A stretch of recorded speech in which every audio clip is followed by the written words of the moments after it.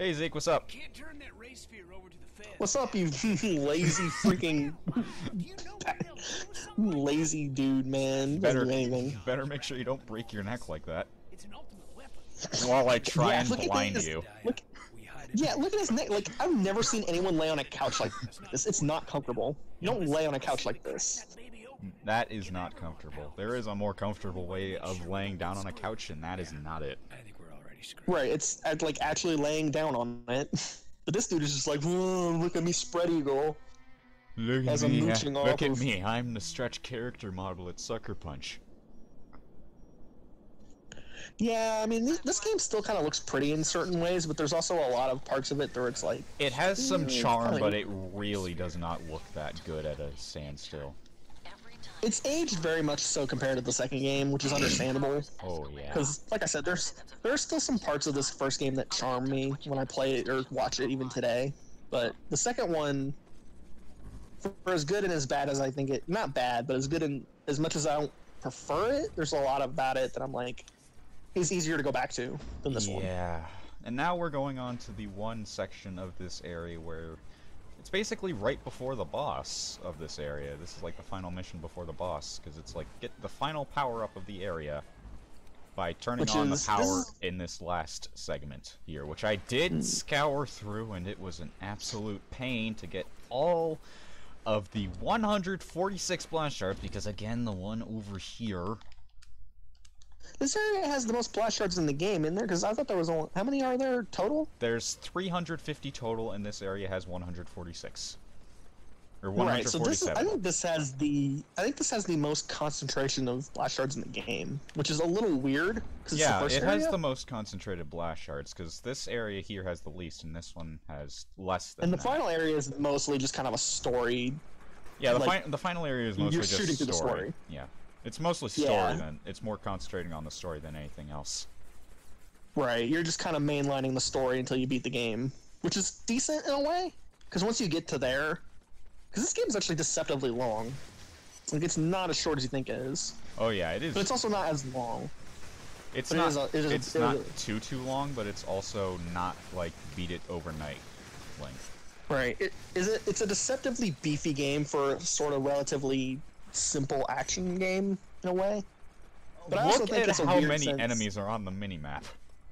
Underneath. I know. It's like once you just see that area, it's just like, oh, it's like looking at a bad weather radar. It's like, well, I'm just moving away from that area. Also, way to cheese the turret. Yeah. And also the enemies following me by just landing on the mission. Right. So I think we can spend since we're down here now and we're gonna be down here for a bit. What? Okay. Nice. What? I figured we could talk. Just the way you bounced off those poles was really funny to me. I love this power up. This is the rail grinding. Yeah, this is literally the power up that makes this game more tolerable, traversive wise. You literally just start to, which is a cool power, by the way. Yeah, You just start grinding on it electric is rails. really used and abused in the second area specifically, and I love it. And also hate it because it's like climbing is a bit of a pain too. Right. Another thing about the traversal power of the rail grind that I really love that most games that have these kind of things don't do well is the momentum you carry after you fly off it. Oh yeah, that is actually really well done. Right. It's why I call this like the not static shot game, because it's the similar idea of just going flying due to your momentum, Due your to electricity. being electricity, yeah. Yeah, which is like the idea of electricity itself is just momentum and concurrent.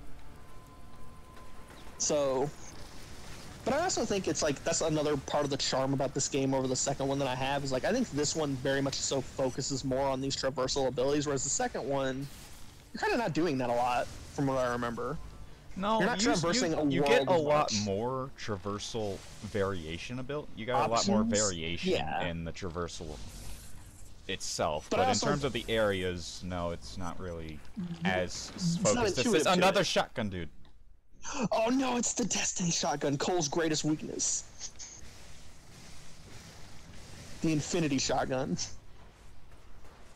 Has all 6 bullets to the apocalypse. Reality can be whatever I want.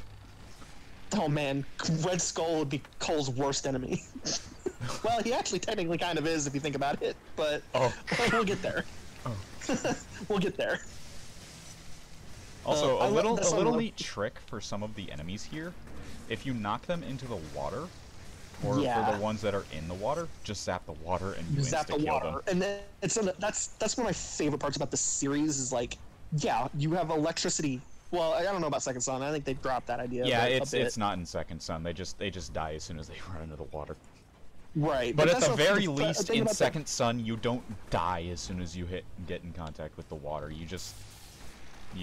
That's a bonus, but I think that's a negative thing I can accept for this game, and the cool idea of, yeah, of course I'm static shock. Why wouldn't I be able to use water to my advantage?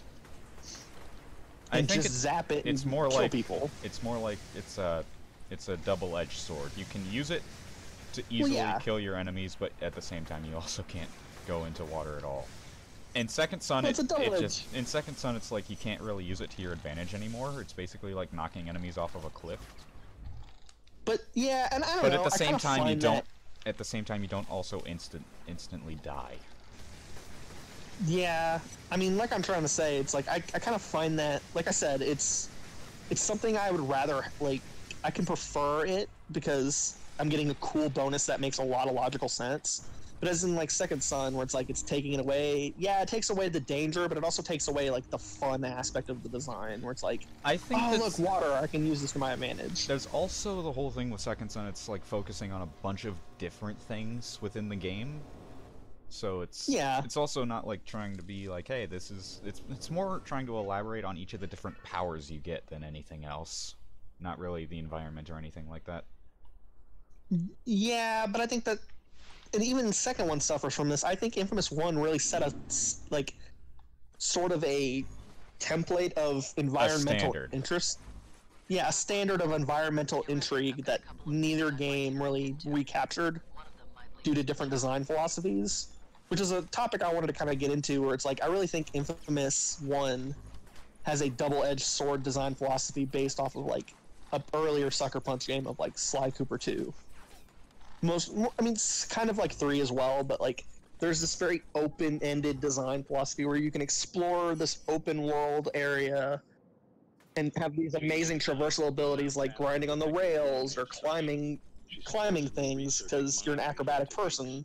And I think the game as a design kind of takes a lot of interesting aspects to it, but it's also not a perfect design concept because the combat obviously kind of suffers from it. Oh yeah, it really suffers because it's both repetitive and also the enemies are extremely overpowered and also extremely dumb.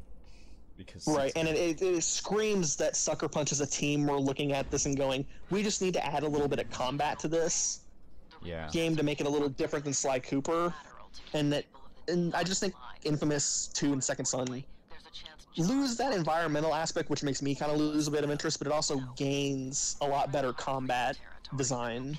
I am perfectly fine with that myself, because I like the better combat, personally. Yeah, I think it's an idea that you could have went either way with this series, and it's been like, okay, we could use the powers to be more like freaking Spider-Man or something, which is cool in its own right. But oh yeah, and now that you have the rail grinding, you can stay on the rails there.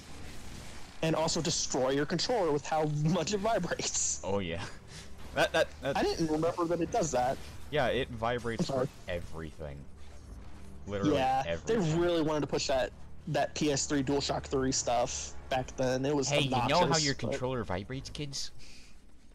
And you know how you can use your controller to like move it around and stuff? You can move while playing video games? You can move. I mean, you kids like that Wii Nintendo sells 50 Wii. million copies. Yeah, you like that Nintendo Wii, right? How about the PlayStation Wii? And let's not talk about the Kinect. Oh, this is another cool thing. These missions are actually kind of cool, where you're moving the train. I thought this was really fun, even if they get obnoxious later. I am only holding down the L2 button, so...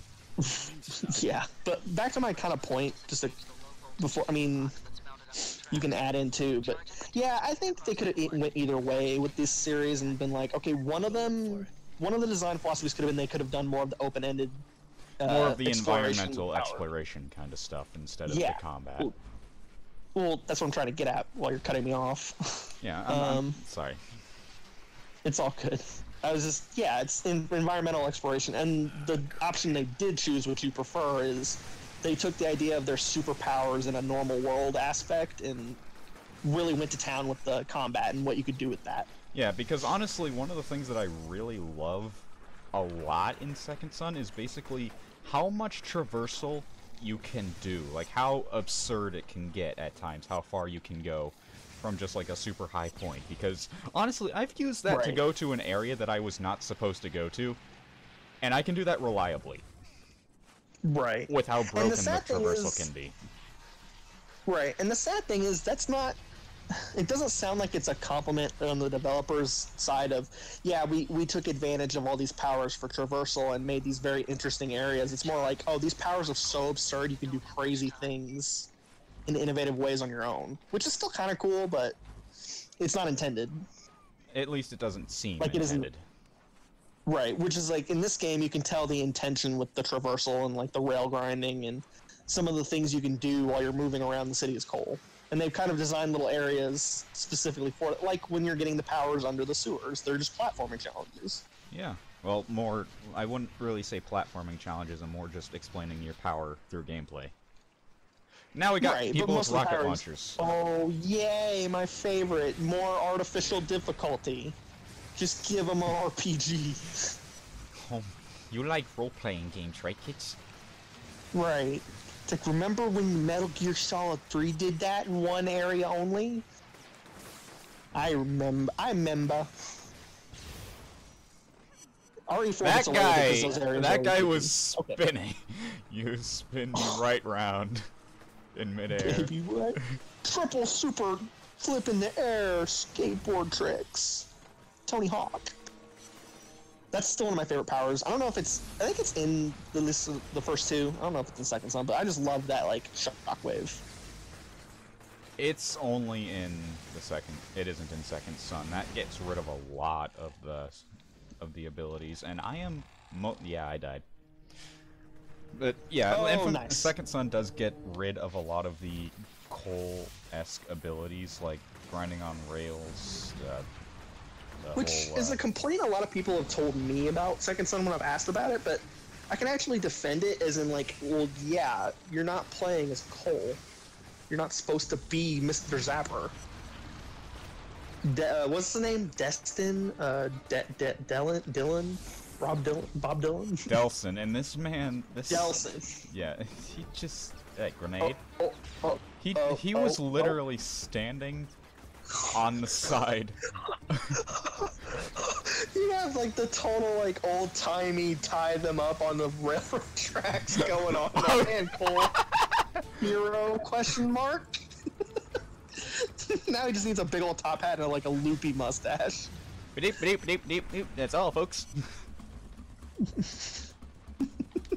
Well, I mean, Bugs Bunny did do the same kind of thing, I think. I mean, at least it isn't. At least it isn't Donald Duck like promoting Nazism. Great. That was a thing. Didn't Daffy also do something like ridiculously absurd? I don't really know. I didn't. There was a lot of cartoons back in that era that were just war propaganda, because of course that's how society was back then. You just see the thudding when you ran him over with. Thunk, thunk, thunk. That just killed. Oh, nice. He just couldn't bear to see his friend get blown up like that. But yeah, this mission is cool. Like, I thought this one was really fun. The only real complaint that I have about the shotgun... Stop it. Stop shotgunning me. It does the hit stun. Which, I mean, I guess if you think about it, a shotgun should do that, but... This game is already kind of annoying about its combat. So it's kind of just an annoyance at the end of the day. It's really just another gripe with the combat rather than something to accentuate it.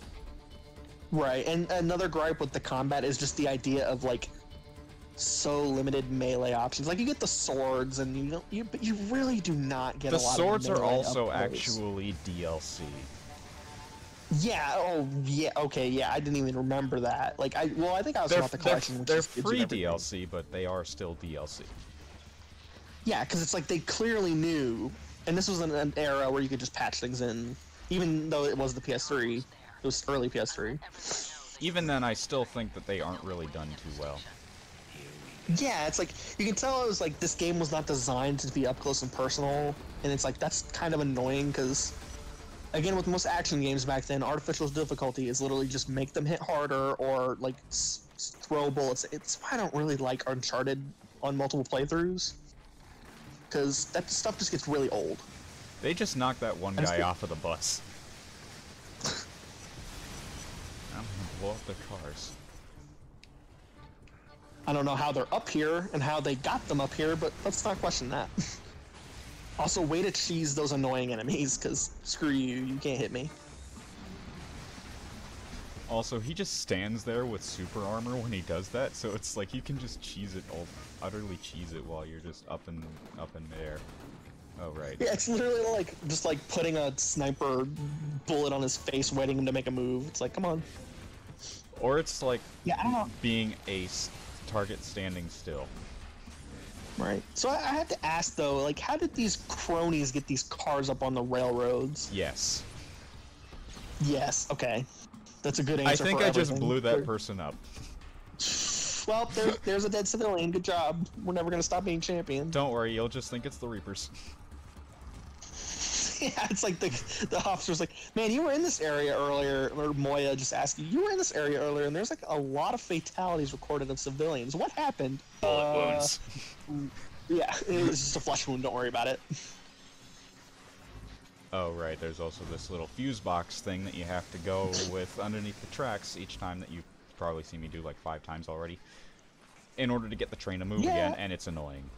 It It really makes me wonder if it's like real trains run on this logic of just a freaking fuse doubt box it. I flipper. doubt it. I almost wish it was true, because that would be like very accurate of society to be that kind of dumb. I doubt that's how it is, but then again, I don't really know. I don't work on trains.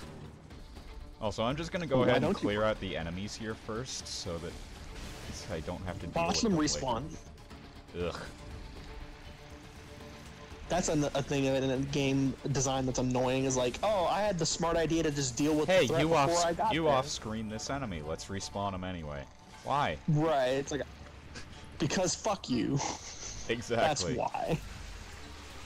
But yeah, I just also like, there goes our monetization. Oops. Yeah, well, whatever. Oh well. It's not like we're getting much money from our 2 views anyway. Why aren't you paying us hundreds of dollars, YouTube viewers? Please watch our videos. Please give us exposure, Mr. YouTubes. But yeah, this was a fun mission, but it's like, oh yeah, oh, so it didn't respawn. That's cool. Yeah, because I like that. Like, that's why I love Metal Gear Solid. I love being able to do a thing and just take care of a threat before I have to ever do it. Now they act like I'm one of the family. That's always fun to me. Truth be told, it was Oh yeah, and Also, I love these cutscenes. Yeah, this one also does change if you're a hero or a villain at this point, because it's basically like if you're a hero, they're like, hey, thanks, you saved our families. If you're evil, they Like, yell oh, at you and then you all zap those them. veins on your head. Yeah, and then you go, you ungrateful swine. Exactly. You treat them like they should be, except this time we're going then hero that's- because yes. And then we go from the Zapper to Lex Luthor. To the electrocutor. Oh, I get it. Like executioner, it's electrocutioner.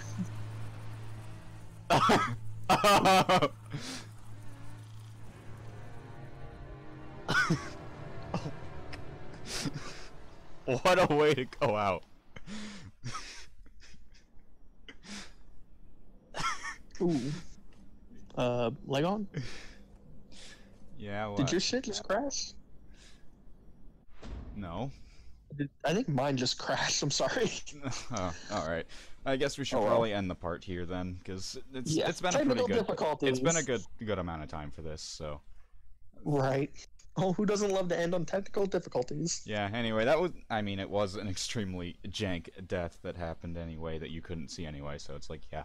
So anyway. very, very fitting to have the technical difficulties in a game full of technical difficulties. yeah, anyway, thank you guys for watching this part of Infamous. We'll see you guys next time for when we not return to Zeke's roof, but do probably the final power-up area of this, well, this area, and then probably do the boss. And then we get our new power-ups that make us more of a hero, question mark? They just make us more powerful. Yeah, see you guys next time as the trains run by.